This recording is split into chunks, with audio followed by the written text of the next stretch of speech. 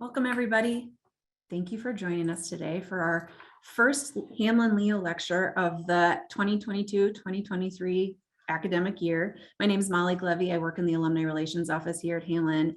And also on the screen with me is Dr. Johnanna Ganz, class of 2009, who I will introduce in just a moment. But before I get started and we get to the good stuff, a few housekeeping things. All right. You will be muted and your camera will be off for today's presentation. I know we kind of know how this goes, right? Oh, hang on a second, you guys.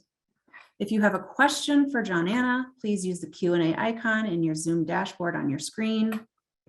And if you have the question about the logistics of today's webinar, please use the, sorry, you guys, hang on, I lost my Zoom screen. There we go. Sorry about that. If you have a question about the logistics, use the chat. Dr. Ganz will be taking questions throughout the presentation. So go ahead and drop those questions in whenever you have them as they come up and are top of mind. And let me go ahead and introduce Dr. Johnanna Ganz. Dr. Ganz is a highly analytical, data-focused pragmatist who turns theory and ideas into actionable steps. During her doctoral research, Johnanna, who, as I said, is a Hamline member of the class of 2009, studied occupational and organizational identity development in social services. Since then, Dr. Ganz has used the unique combination of her education, research, and professional experience to found J. Ganz Consulting, LLC. Serving as a trainer and coach, Johnanna works collaboratively with mission-driven people and agencies as they build their practical skills for sustainable careers and healthy organizational cultures. And she approaches every project and relationship with the philosophy of let's do better together. And I would also love to say that Johnanna is also an adjunct faculty member this semester here at Hamline. So she is getting to experience our Hamline students on a regular basis. And with that, Johnanna, I'll turn it right over to you. Great, thanks, Molly. So I'll go ahead and share my screen. And just to echo, this semester in particular has just been such a privilege to have been asked in the summer to do the Leo lecture and then asked a couple weeks before the semester started to teach in the social justice and social change department. So it's just been a really cool kind of homecoming back to Hamline this semester. And I just couldn't be more excited about it.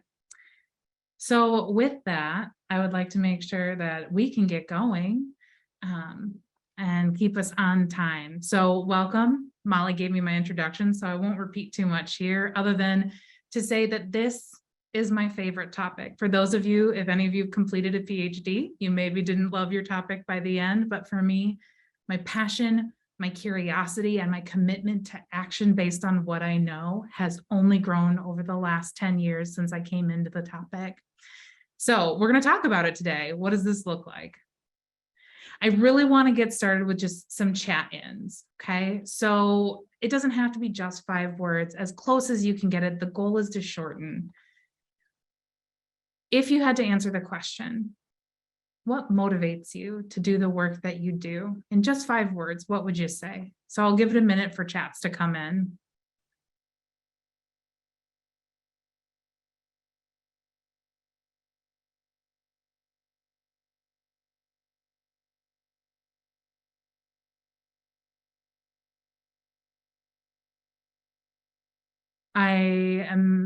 I see a hand raise, but I want to make sure that we can use the chat. Molly, I think it's coming through. The chat is disabled. Holy moly. Okay, that's all right. I will carry us through this. Don't worry. For those of you who are trying to think, it's working. We got you. You know, no matter how much you plan, sometimes it comes back around. Okay, so I see a couple folks posting, working toward a better world, mission, belief, fear of failure. How about other folks? Anyone else? Public service, passion. Yep, y'all get it. You're with us. Beautiful. Relationship, purpose, mission, commitments, fun, and legacy. Wonderful. Yeah, helping families build together. The people I serve. Y'all get it, right? So the flip side of that question that we have to ask and talk about is, what makes it hard to do the work? In just a few words. So again, what makes it hard to do that work?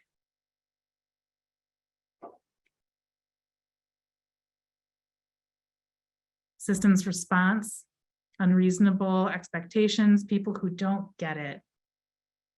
Absolutely. And especially that systems response, so much of mission-driven work is so focused around moving through that system. We also have too few people doing too much work, hard burnout, imposter syndrome. Yep, pressure to deliver more with fewer resources. Absolutely. So I start these sorts of conversations with these questions in particular, because what we start to see is what motivates us are our highest passions, inspiration, value, the way that we want to show up as people. What makes it hard are the conditions under which we're working, right? So white supremacy and the legacy of that, capitalism and the legacy of late stage capitalism, right? Patriarchy, all those kind of components. And also moving through what makes it hard. Increasingly, there's less and less of us to do the work, even though there's more and more people in the job field, especially coming in. So there's this complexity happening here around what we care about and the conditions under which we're laboring and the way it connects to how we care about our work. This is the heart of occupational identity management. And that's why I start here, is to see these trends and start to make sense of, why do we stick around in mission-driven work when it's just straight out often really difficult to do? So let's give a real quick overview. And today's Leo lecture really is just kind of a dip in our toes in the water sort of content here. So if you're interested in more, please always get a hold of me. So occupational identity, we need to do the basic overview and we need to talk about it because work is a governing structure for all of us, particularly in Western white, capitalist endeavors and societies. Work becomes the place where we spend the majority of our time as adults. It is also where we meet most of our friends as adults. It becomes the first question we ask people when we're trying to get to know them. But beyond their name, we usually ask, so what do you do? As a way to find out more about them. So work governs so much of our daily lives. So occupational identity comes in as a sociological concept. So that's the tradition, the rich tradition that I come out of as an academic is really housed within it. And there's two ways that occupational identity gets used within the literature. The first one is describing how we have a sense of awareness of different selves when we're at work versus at home versus with family, right?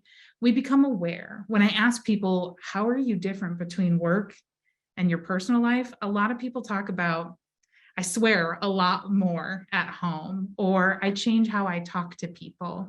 I do my hair differently. I might shave, makeup, clothing, right? It's all these tiny ways that we're aware that work self and home self are not quite the same person. And there's supposed to be this difference.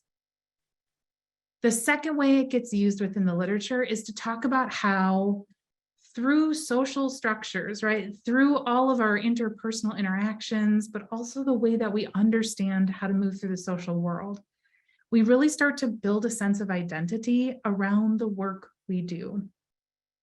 Now, not everybody has a really strong connection to this identity formation, right? A lot of my friends, particularly in corporate America, where they're there to make the business money, they don't really see themselves as fundamentally part of the work in that way, but they do see the skills that they have as being part of their identity and the way they express that through their work. This is where we're really going to focus our time and energy because we're going to end up talking about strong occupational identity. So every one of us has an occupational identity connection. It just depends on how intensely we feel that. No matter what you're doing, how deeply connected or disconnected you are from work, occupational identity management always requires feedback from ourselves, but also externally.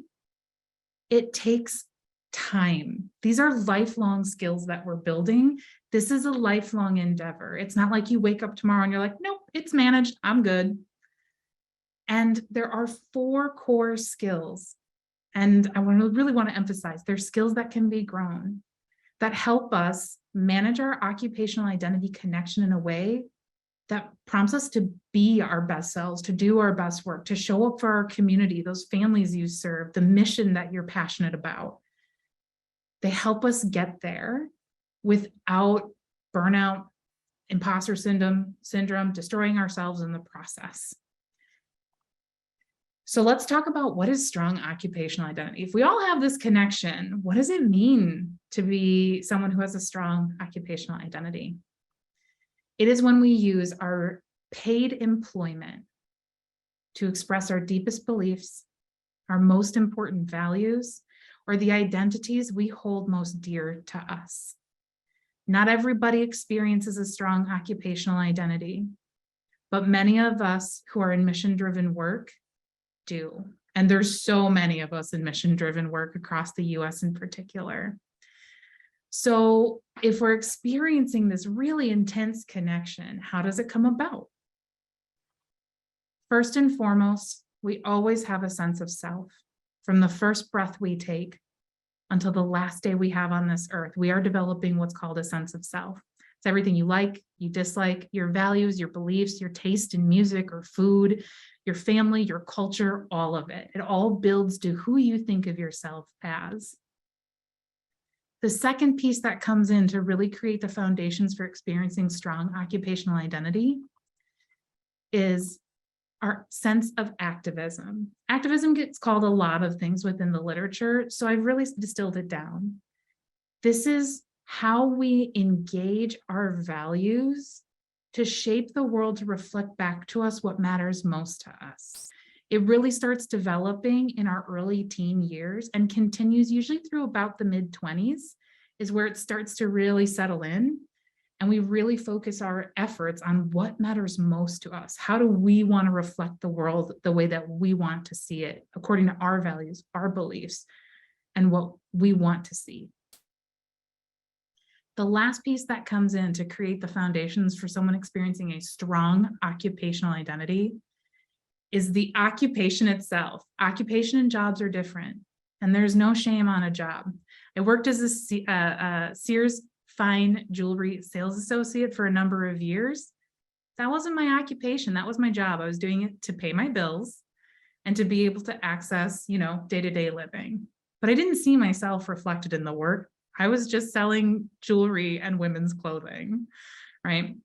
So an occupation really is a calling that we select. It's something that we see as reflective to us.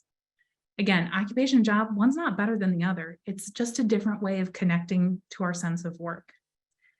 When these three bubbles have this overlap but remain distinct, that overlap section is what's called the strong occupational identity. It's when we attach part of our sense of self, part of our activism directly and funneling it into the occupation. So just giving that visualization, because sometimes it can be a little bit vague or theoretical. This is what we're looking for when we're talking about this concept. So I'm going to give you the overview of the benefits, the risks, and some of the skills you're going to want to work on over time. I always start with the benefits because this is the easy part of the conversation. On your screen, what you see is actually a word cloud taken from people who described what does a well-managed occupational identity connection feel like? What do you notice? And some of the pieces that always stick out to me are things like communication, feedback, staff, encouraging, welcomed, incredible, empowering, collaborative. The really short story of the benefits are, there are so many that happen when we feel deeply connected to our work without being consumed by it. So from my research in the years since, here are a couple of the big benefits that we can distill down as trends. There's more than this, but today we're just focusing on these couple. First and foremost, in mission-driven work, and when we feel connected, that strong occupational identity connection, what that does for the rest of our life is create a deeper sense of meaning and fulfillment. So when I asked you what drives you to do the work you do, some of you talked about mission, beliefs, values, being part of the community. That's the kind of meaning and fulfillment that so many of my research participants and people that I talk with now have experienced. They go to work, they know exactly what they're doing and why, most of the time, not every day. And they walk out feeling like they did something meaningful, powerful, that filled up their cup. That's the number one benefit people get from having a strong occupational identity connection. The next kind of big bucket is we experience a higher rate of job satisfaction.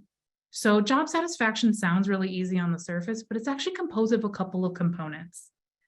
It's how we think about our work.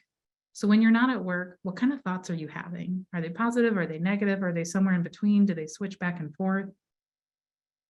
How do you feel about your work? So not just the thoughts you're having, but the emotions that connect to it. And last, how do you behave as a result of how you think and feel about your work? Higher job satisfaction means we think more positively about our work. We actually experience positive emotions when we're thinking about our work. And our behavior demonstrates that sort of satisfaction and connection. We're not stealing staples for the sake of stealing staples, right? We're showing up and we're doing our best because that is part of that job satisfaction component.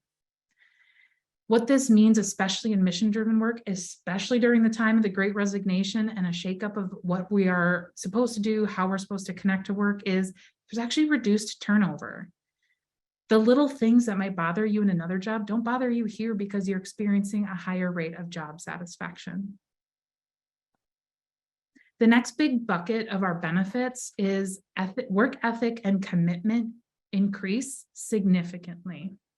Now, we'll talk a little bit more about that when it shows up as like a harmful way to connect. But in this slide, when we're talking about well-managed occupational identity connection, people's sense of work ethic actually increases because what you do is reflective to some degree of who you are, which means you're going to show up and you're going to do your best on a regular basis. Does that mean you'll have the best day every day? No. Does that mean you're going to show up and hit every deadline? Probably not. But that ethic gets paired with commitment. And so even when it's tough, you roll yourself out of bed, even when you know it's going to be challenging, and you keep going because the work matters to you. The next big benefit is a sense of community and belonging. I can't tell you the number of people that I've talked to over the last 10 plus years who talked about being lonely or lost or not seeing their values reflected in their family or their community until they found a mission-driven organization that offered them a connection to the sorts of things, that activism, that sense of self, the person they want to be in the world. So many of my research participants talked about their coworkers as more than coworkers, right? As people who really got them and understood them. This is one of the most basic human needs that we have as a social species. We need to feel a sense of community and belonging, which actually increases our sense of what's called organizational cohesion. So the group of people we work with, we're moving together as a more collected and unified group because we feel heard, seen, and valued. The last really big benefit that covers a lot, but we're just, again, doing that summary today, is we experience more holistic sense of well-being. When we feel good about the work we're doing, especially because it takes up so much of our time as adults, we actually do other things that increase that well-being. So we take care of our physical body better when we are getting meaningful connection to our work. We take care of our social relationships differently. We take care of our financial well-being differently, our environmental well-being, all of it. All these dimensions of who we are as people, we take care of them in a different way when things are going well for us at work and we're being fed through our mission-driven environment. What that leads to is long-term career sustainability because we're not neglecting the self to sacrifice for the mission at this stage. We show up, we have that proportional sense of responsibility, and we still take care of ourselves in the process of taking care of others in our mission-driven work. So these are the benefits. This is always the easy part. We're now going to move into the harder part of this conversation, which is talking about the risks that come with a strong occupational identity connection. So I talked about those three bubbles as having to stay distinct from one another. That's the sign that it is well managed. For folks who are experiencing limited or no occupational identity management, it's a big red bubble for a lot of us, right? And I include myself because I've experienced this over the course of my career as well. I stumbled into this research, not because I was good at it, but because I needed it, because there was a gap and it had to be filled. So even as I'm talking, I've had 10 years to think about this. I might be a little bit further on my journey than somebody else, but it doesn't mean that I don't have to practice this every single day too. So when we're talking about the risks, there is one risk that shows up before all others, all of them. The other ones are not nearly as strong without this one, and it's over-identification. So strong occupational identity, because it's so tightly tied to who we are and our activism, that occupation is really tightly in there, we're really prone to starting to push those bubbles together, where our sense of self and our activism aren't ever outside of the occupation, and we start giving up on things we used to care about to focus on our mission-driven work. So the more formal definition I've given of over-identification is when we start to see the self as one unit with, and there's one of 5 areas that people become most over-identified as a practice, with the actual job function you do. For some, if you do direct services or advocacy, it might be being a direct services or advocacy person. The second area is with the actual population of people you're serving, or perhaps it's not people, but it's groups or members that you're serving. We really start to see ourselves as one with that group rather than someone working with that group. The third area where we can become over-identified is with our colleagues, right? If y'all have ever had an exit buddy where you quit, I quit, I quit, you quit, that's an exit buddy. That can be a sign of over-identification with a colleague, right? Not necessarily, it's just an easy example. The next area we can become over-identified is with the agency or the specific mission of the agency that we're working with, where that becomes all-encompassing for us. The last area that people most commonly become over-identified is with the movement they're trying to serve. So in past careers, I have worked really extensively in the domestic and sexual violence response, both locally, statewide, and nationally. The movement to end gendered violence is near and dear to my heart. So I know for me, my over-identification really shows up when I start to see myself as one with the people I'm serving or the movement I'm participating in. Over-identification happens in stages and over time. We don't wake up one day and the bubbles are all together. Slowly, sometimes quickly, depending on the job and the environment. Slowly, we start to see our job as more and more and more important, and us as less and less and less outside of that job, right? The bubbles slowly collapse down to this single. That's how over-identification works. It doesn't just magically happen. We're going through that process because we have limited skills or fluency in the skills of occupational identity management. So a couple of common signs of over-identification, because folks always kind of want to know, like, how do I know? You also have a self-assessment that was sent through the chat and will be sent out afterwards as well. So you have a couple opportunities to sort of self-check. Things like your mood exclusively depends on how work has gone that day. You had a bad day at work, everybody's having a bad day around you and with you. You have a great day at work, everything is money, it's excellent, right? So our mood becomes hyper dependent on how things are going at our job. When people ask us questions like, hey, how are you? All we can talk about is work. Work is all consuming in that conversation. There is no you, there's just work. Experiencing intrusive or persistent thoughts that are not normal to your daily function. So folks might experience intrusive and persistent thoughts as a result of mental illness or other conditions that they're working with and through. When you start to think about work at 3 a.m., you wake up in cold sweats about work stuff at 3 a.m. or you can't sleep, right? Because you can't stop thinking about work stuff. That's the kind of intrusive or persistent thoughts that we're talking about. Additionally, when everything starts to matter about work, that's a sign you might be experiencing some over-identification. I always give this example because I think I look back on myself and it's so bananas to think through, but I was traveling for work quite a bit at one period of time. I was the supervisor of a unit. So I leave, I've been traveling. We had this kind of funky printer. It had a big sign on the front of it of like, problems with the printer, call this number.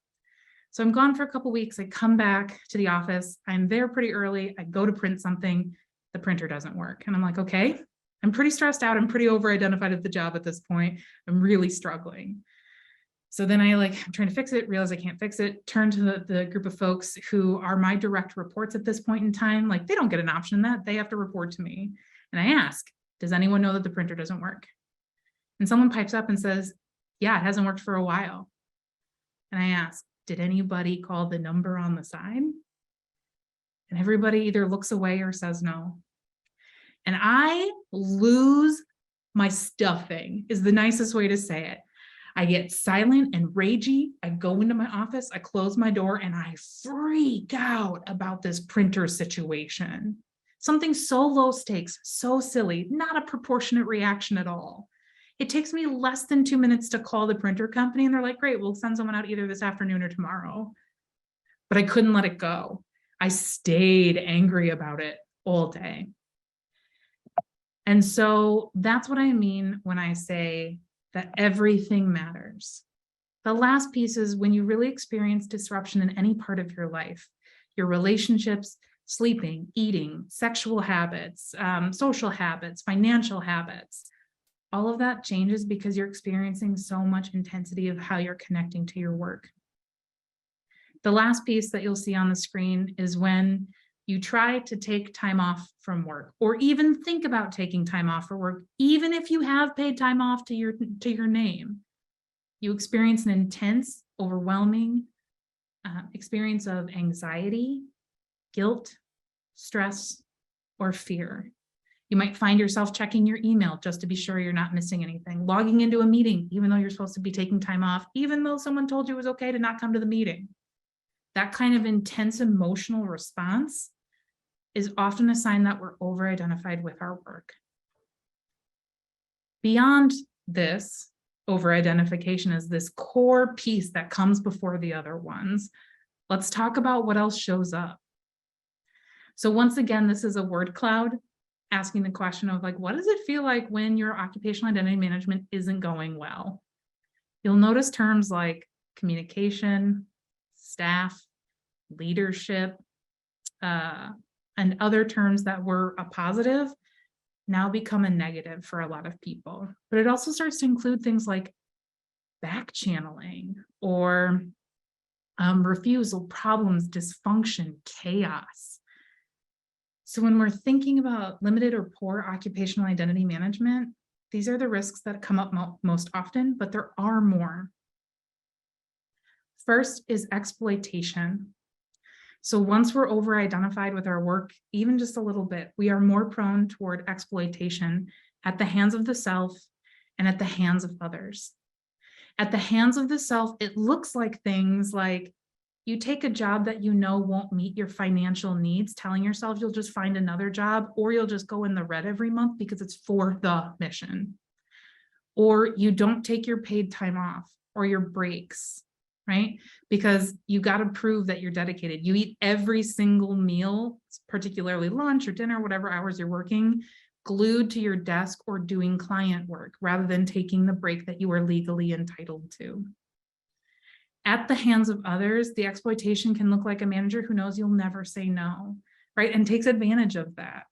Or it can be things like funders take advantage of organizations and leaders by saying things like, you have 4 days to submit this grant proposal that we didn't tell you about that your funding is dependent on. Of course you'll do it because you care.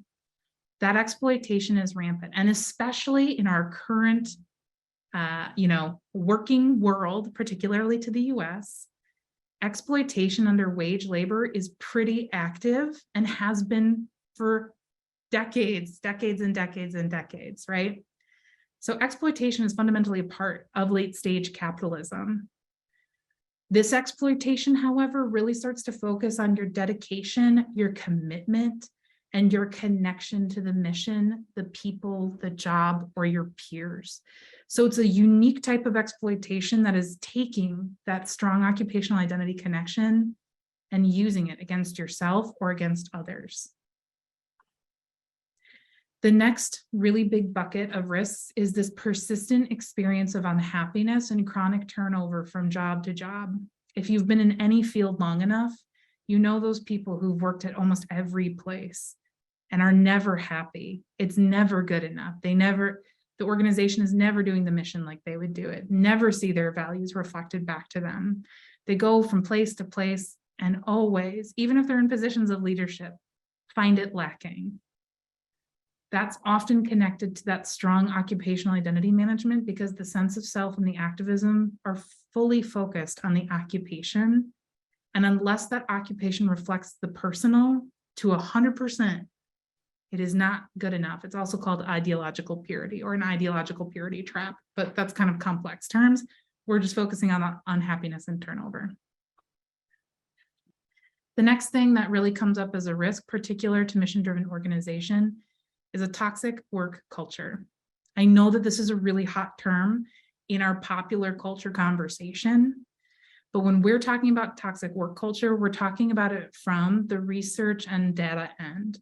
A toxic work culture, quickly summarizing, decades of research, tells us that a work culture that is marked by infighting, strife, difficulty, and confusion, to the point that workers and their work products are impacted. So what that really means is things are so bad across the organization that people can't do their jobs and they go home impacted. Now, a single team can have sort of a toxic work culture, but when we think about work culture, it often is spread and it's endemic to the organization. That over-identification, especially if someone in leadership is coming in expecting the same level of work all the time, be constantly available, etc., that creates a toxic work culture, and it's often competitive, and folks are trying to prove their place within the environment, which creates infighting, strife, conflict, etc. The last big bucket that we're going to talk about is the experience of chronic work stress, which impacts not just your day-to-day, but impacts your overall life quality and life expectancy, but also clinical burnout. Burnout's another one of those terms that's really popular right now that misunderstands what burnout actually is. Clinical burnout is when we have cared so deeply for so long that you experience long-term changes to your emotions, your mood, your worldview, your relationships. And the research is very clear on the experience of clinical burnout. You cannot take a week-long vacation and come back okay from it. The average is 1 to 3 years of recovery from the point of last contact with the stressor. And if your job is your stressor, that means you have to leave your job for 1 to 3 years as an average. The research has found it might take up to 10 years to meaningfully come back from and restore the damage done by an experience of clinical burnout. We could talk about clinical burnout for a very long time. I have a number of presentations just focused on that and how it connects. But what I need you to take from this is, if you think you're in that camp, in that group, in that bucket, if you think that this is part of your life and you're like, I think I might be under the chronic stress or burnout, this is your sign to take action now. If you don't, the recovery period takes a long time. I've experienced clinical burnout twice in my life. I wouldn't wish it on anybody. And I'm on the far end of the 3 years, still recovering. I still find sometimes I struggle. So if it's you, I bring this up, I address this, I give you my own little bit of my story to tell you, you get to preserve you. No mission is ever worth sacrificing yourself for. So with that as our background, these are the big risks. Again, there's more, but we're really just focusing here today. So let's talk about what do you do about it? The other thing I want to pause for is, does anyone have any questions or comments they want to share? Because that is a really heavy part of this conversation. I just kind of want to pause and make sure that everyone's still with me. So I'll give it just a second.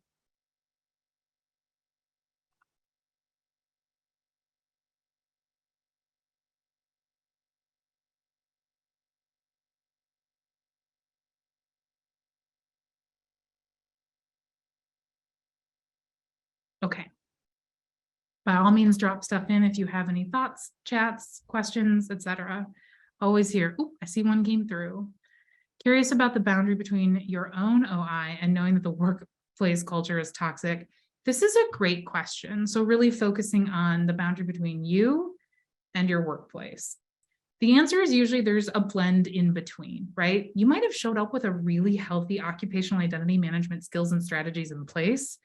You roll up to a place that's toxic and requires you to do things that violate that. And you might do it to fit in with the organization. I have personally done that. Many of the people that I work with have done that, right? So we got to start to really think through, who was I before I showed up here and who I am now?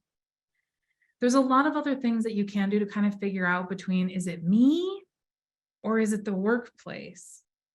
When you think about your career history, are you unhappy no matter where you go? Does it never meet your needs? That might be a place. Do you have a supervisor who's requiring you to work on days off? Those kinds of things. We really want to get into the nitty-gritty and the particulars. So those are just a couple of ways that you can start to kind of figure out, like, is this me or is this the workplace? Again, the answer is usually it's somewhere in the middle.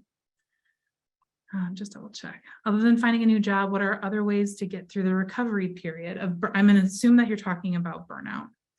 So there's lots of strategies out there, right? It's a really hot topic. A lot of people are publishing stuff that isn't super well informed within the literature. So be cautious about what you're accessing when people describe themselves as talking about burnout, including me. Double check my facts and info too, right? Couple of things. So you can find that new job, but other things that you can do is really start to engage the 4 skills we're going to talk about. Really, we'll talk about the difference between boundaries and habits. Really build that up strong and be very clear with the people around you. I don't have it to do X, Y, or Z. Here's what I can do. And internally, one of the biggest challenges people who are experiencing individual clinical burnout is they start to see themselves as hopeless. So the whole world looks hopeless. The work they do is meaningless, right? And burnout empties you out. So if you're kind of thinking through, like, am I burnt out? If you experience really strong emotional responses to work still, there's a good sign you're on the road to burnout, but you're not yet burnt out.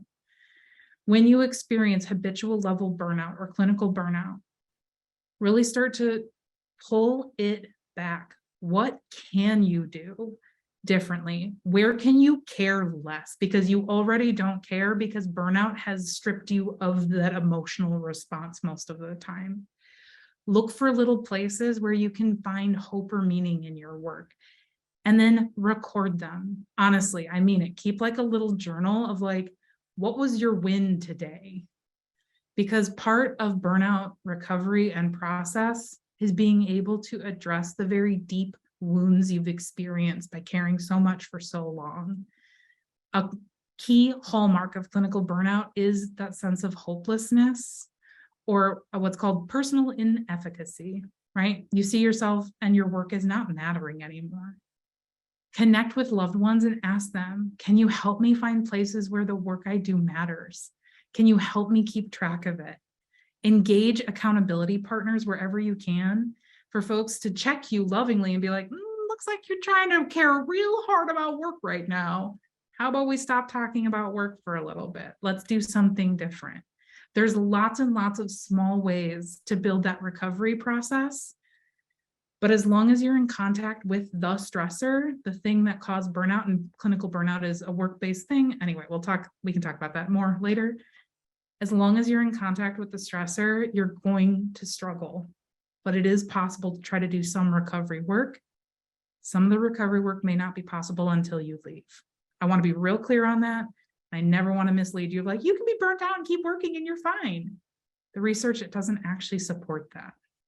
So find the ways you can connect back. Great questions, y'all. Thank you for asking. Okay, I'm going to keep us cruising because we're, getting around on time. So what are the skills that I keep talking about? Each one builds on the next one. So the first skill that we need to build is self-awareness. And spoiler alert, the research demonstrates only about 10 to 15% of the US population actually has strong self-awareness. And most of the time when people think they have strong self-awareness, it's actually a sign that they don't. So we got to build our self-awareness because most of us aren't taught how to do this. Self-awareness consists of both an internal knowledge of our behaviors, motivations, and impacts, our values, where we fit best, the kind of people we want to be in the world we want to create, but also pairing that with external knowledge of our behaviors, our motivations, and our impacts. We can't know what we don't know about ourselves. We can't see the spot that we can't actually see in us. So self-awareness development is about blending those skills of how do I see myself with how do other people see me? How do I negotiate both to be able to really be the person I want to be in life? In terms of healthy occupational identity management or helpful occupational identity management, we really want to dig down. Why do I care so much about this job? What are the values that I hold and how are they being reflected or not reflected back to me? How do I use my values sometimes as a weapon or a shield rather than as a tool in the work environment? Things of that nature. The next skill we build is emotional literacy, different than emotional intelligence, okay? Emotional intelligence is often paired with things people are trying to sell you. Emotional literacy, there's a researcher, and his name is Dr. Claude Steiner, who did a lot of the foundational work on what this is. And he argues that there are 3 skills that we need to learn to be emotionally literate people. And again, most of us don't get taught these skills, especially in like white Midwestern culture, right? I'll just name my own cultures, right? The first skill is to be able to understand and name your own emotions. Most of us don't know them, right? Or we don't know the bodily sensation associated with an emotion we experience. The second skill in emotional literacy that is a key component to managing the occupational identity across the life course is the ability to listen and empathize with others' emotional experiences. You don't have to agree with it, right? But you do have to be able to listen and understand that perspective. The last sub-skill underneath emotional literacy is the ability to express our emotions productively. And what that productive means is it builds relationships, it builds understanding, and it creates new pathways to connect with ideas, people, process, mission, etc. We've all been on the receiving end of unproductive emotional expression, right? When folks are just yelling, crying, we can't understand what they're saying.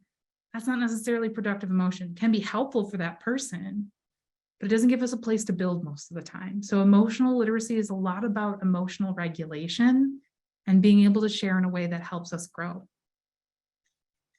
The next skill that you have to build, and this is outside of the punitive justice system. Usually when I say, hey, what do you think when you hear the word accountability? A lot of people are like, I'm in trouble. I encourage you to think about it as a skill you're practicing. And if I have to really sum it down for healthy occupational identity management, it's the ability to establish proportional responsibility to your work, to the people you serve, to the mission, to the movement, all those places of over-identification. What is your proportional responsibility in that? Are you alone responsible for ending sexual violence in your community? The answer is almost always no. That's not a proportional sense of responsibility. Are you one small piece of that response? You bet. Another component of building accountability as a skill in the work environment is really taking ownership over the patterns and choices that you make regularly. And you need that self-awareness to know and understand and process your patterns and your choices. So if you stay at a job where you know you're burnt out because you care about the mission, you have to take ownership over what that now means for your life. How is that going to impact the people around you, the people you love? How's that going to impact your work? And being able to say, I choose to stay even though I know X, Y, and Z is true, even though I know X, Y, and Z over here is true. It is a daily practice, and one of the most important skills of accountability is a meaningful apology, but we can always talk about that at another time. The last skill you have to build in occupational identity management is the skill of adaptability. Adaptability, if I break it down, is the ability to accept what is present at the job environment. Not what we fear it is, not what we hope it's going to be, what actually is in front of us without a lot of emotional attachment. That's part of where that emotional literacy comes in. What is it? And is this acceptable to me? From there, being able to adjust our plans and understand how we are part of the patterns and choices that are happening, communicating what we need or don't need. And if it is not going well, if you are in an environment that prevents you from practicing healthy occupational identity management skills, find a new opportunity. No mission is worth it. I mean that from the bottom of my heart, from all the people that I've had the privilege of talking to over the last 10 years. Almost all of them say the same thing. I wish I would have left sooner. I had no idea how bad it was. Adaptability is the ability to see the sense of self in our activism connected to many occupations, not just one. So that's a really quick overview. And each one of these has its own 3 hours of content attached to it. So we're really just kind of doing an overview today. So I want you to see how this cycle kind of works together. So first, wherever we're at in our 4 core skills fluency impacts how identified we are with our job. And our 4 core skills fluency begins with the people that we were born around with, raised by, connected within community, what they taught us. So it impacts how we identify. Our identification really informs our boundaries, our habits, and our supports that we connect with around managing our occupational identity. And from there, it influences that holistic well-being that I talked about. The greater our holistic well-being markers are, the more time and space we have to build our skills fluency. The worse our well-being is, the harder it is to build the time, energy, and resources to build that fluency. So we got to see how this connects so we can really start to see where can we interrupt this cycle to do it differently. So we're going to talk about the boundaries and the habits in particular, because we've already covered some of the other pieces. So a lot of people use the word boundaries interchangeably to mean a lot of things. I want to give you some really specific definitions as a tool to build your self-awareness, but also to cultivate the habits that are going to carry you. Boundaries are best operating conditions and limits. It's a rule book. It's a guideline. It's not what you actually do. It's something like leave work at work. That's not an activity you do. That's a goal you try to achieve. It's a rule, right? Boundaries are a necessity for well-being and occupational identity management sustainability. Okay, so we got to know what are our best operating conditions. For me, I know no matter how busy I am at work, I have to have 1 day a week where I do no work-related tasks. Right now, for me, because I'm teaching and running a business, it's Saturdays. After this semester, it'll probably go back to Saturdays and Sundays. Boundaries are unseen and unspoken. People don't know what they are until they violate them most of the time. So we have to be able to know what they are for ourselves, because we're not going to share them with others on a regular basis. And they are trauma-informed and protective to us as people. Oftentimes folks worry about like, oh, if I have a boundary with this person at work, they're going to get mad. Telling people what you need to function best works to be trauma-informed, because trauma is often re-triggered when we don't know what's coming or we don't know why a decision has been made. So having clear boundaries serves as trauma-informed to you, to others, but it's also protective to everyone. We have to pair those boundaries with habits. So this is usually what people are talking about when they say the word boundaries. They just don't realize it. Habits are the things that build our actual boundaries. So if boundaries are like a checkbox of like, am I doing this thing? Habits are the things that we can see every day. They're observable actions. You can't just leave work at work. That's not an actual action. What you can do is leave your work computer on your desk. Turn your email sync off your phone. That's a habit. And that observability can be by the self or by others, okay? What a habit does is it establishes the expectations. The boundary isn't seen or spoken about, but the habits sure are, right? Those are the places of negotiation. They tell people what to expect from us or what we want to expect from others. Habits are always supported by routines, which means if you don't like the habits you're using or your habits are communicating a boundary that isn't what you want it to be, you get to change it. So it's open to change every time. And the final word on habits is some folks have taken this slide to be like, well, then I get to do whatever I want. No, we always have to work in community, right? Individualism is systemic and symptomatic of white supremacist thinking and culture. We got to work together. Sometimes you're going to have to bend your habit just a little bit. You'll leave work a little later than usual to help other people out. It is not a routine though. Flexibility is a practice and it's a part of that accountability and adaptability. So you all have a worksheet that was sent through the chat that is actually going to help you be able to build that. So boundary is the rule, habit is what you do, supports are what you need from others to be able to uphold it. Probably need a manager who supports it, probably need a partner who's going to help you, right? Who outside of you can help you live out in the way that you want it to work. So kind of wrapping up to make sure we have time for questions, any last minute questions. I always get asked this question at the end. So what does healthy or helpful occupational identity management look like? First and foremost, when you're able to see work as one piece of who you are, and you have lots of outlets for your sense of self and your activism that have nothing to do with your job, the mission you're serving, or the movement you're participating in. For me, leaving the sexual violence response field, that was one of the hardest parts. I had no idea who I was. I didn't know what I liked to do outside of crime documentaries and sexual violence documentaries and podcasts. And I had to figure that out. You probably will too. Give and receive crucial feedback to one another for a healthy working environment, for a functional working environment. Be able to receive feedback, not from the lens of a personal attack, which is often what happens when we're over-identified, but to build something together. Focus on your professional and career-related growth. Your job is not the place to prove that you're a valuable, worthwhile, caring human being. That's probably already true. So focus on skills rather than on your core value, because your core value is innate and guaranteed. If you are alive and a human, you are worthy and you are valuable. So being able to look at careers, occupations as a site of growth, that's a good sign. Refine those 4 skills and those self-preservation tools. Y'all, late stage capitalism, white supremacy, patriarchy, it's literally killing us. Literally.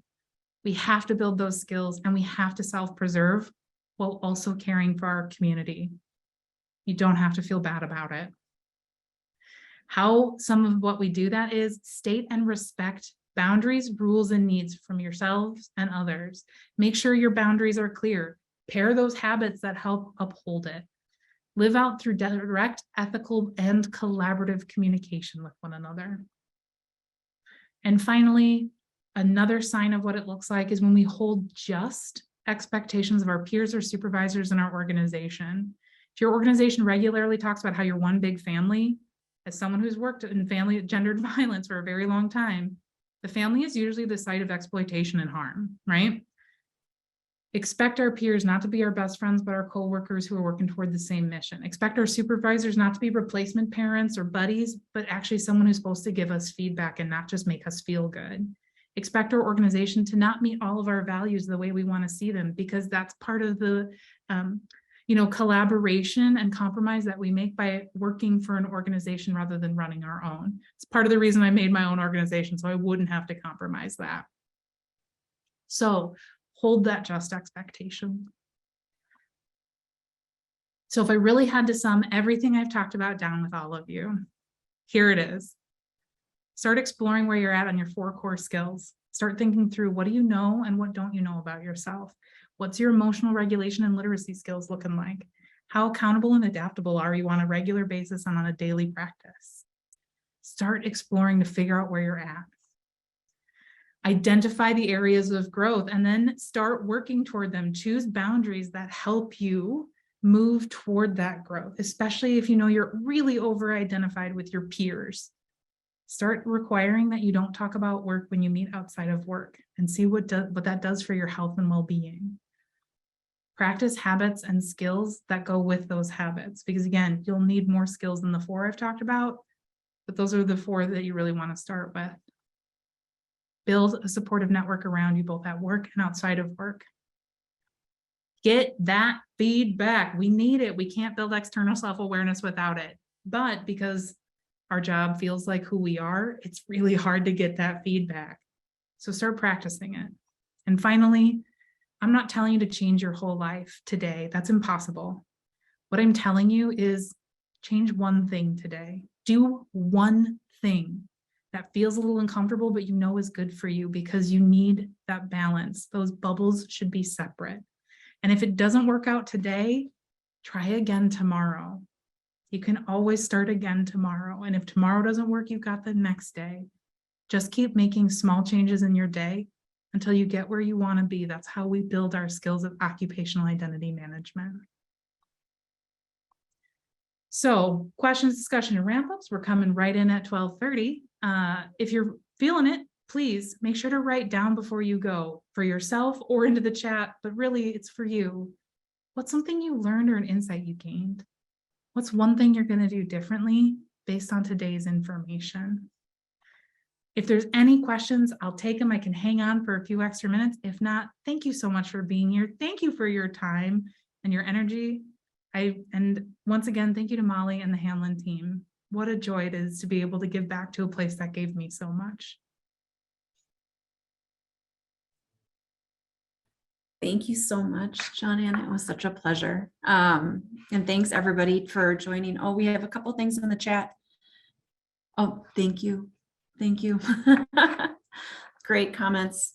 While folks are thinking about these last words, just to let you know that if you're interested in more Leo lectures, we have more information on our alumni relations website. We have one with athletic director Jason Verdugo on Wednesday of this week. In October, we're talking about exercise and wellness and COVID and immunity with Lisa Ferguson-Stiegel, who has spoken with us before. And then in November, right after the midterms, we've got Professor David Schultz talking about whatever we need to be talking about right after the midterms. So I'd invite you to take a look at those presentations as well. And a question about obtaining some of the materials today. I will send an email to folks after today. I'll work with Johnanna to see what to send out. And if you have any additional questions, or we can connect you with resources, alum@Hamline is the place to find us, and you see Johnanna's information there as well. Thank you so much for these comments. Dr. Yanes, any final words? I think really just the last thing that I really want to leave off on is you got this. It's hard. You'll be building these skills across your life course, but if you ever need a buddy or just someone to talk to, I'm here. Find others. The bat signal's out there. You're worth so much more than you'll ever produce for work, a mission, or a movement. And I hope that's the message you really take away, is like, you are always worth it. So that's what I would leave off on. Thank you so much. And with that, watch for an email from me with some of these resources we learned about today. And I hope many of you join us again. Thank you so much.